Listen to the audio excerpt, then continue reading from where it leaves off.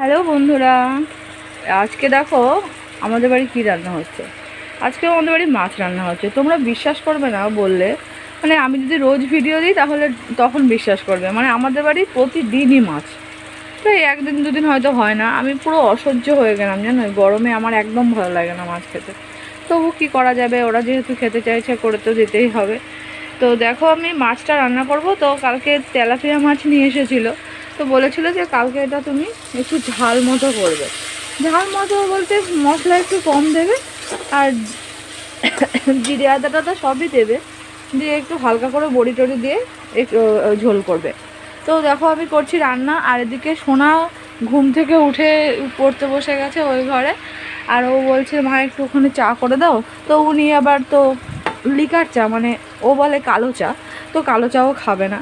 সেই জন্য আমি এই যে দেখো দুধটা নিয়ে এসেছি, একটু চা বানাবো। তো ওকে গিয়ে একা দেবো, আমিও একটু চা খাবো, ওর সাথে খেয়ে নেব। তো তারপরে আবারও দেখা হচ্ছে তোমাদের সাথে পরে। এবার ও তো বেরিয়ে গেল টিফিন টিফিন নিয়ে।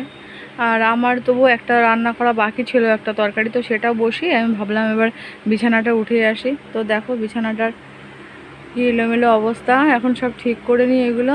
তারপরে একটু সোনাকে পড়তে বসিয়ে বাদ বাকি কাজ করব। তো তারপর রান্না বান্না কমপ্লিট করে বাসন টাসন এক জায়গায় সব গুছিয়ে গ্যাসটা মুছে এবার চলে এসেছি সোনাকে আবারও পড়াতে। মানে সোনা সে সকালে পড়তে বসেছে, এখনও কমপ্লিট হয়নি পড়া। তো বাদ বাকিটা আমি একটু দেখিয়ে দেবো। তো বসেছি পড়াতে। তো সকাল থেকে আমি এই অবধি এইটুকুই কাজ করলাম। তো আবারও কালকে দেখা হচ্ছে নতুন ব্লগে। ব্লগটা যদি ভালো লেগে থাকে তাহলে একটা লাইক, কমেন্ট আর শেয়ার অবশ্যই করে দিও। ভালো থেকো সবাই, টাটা।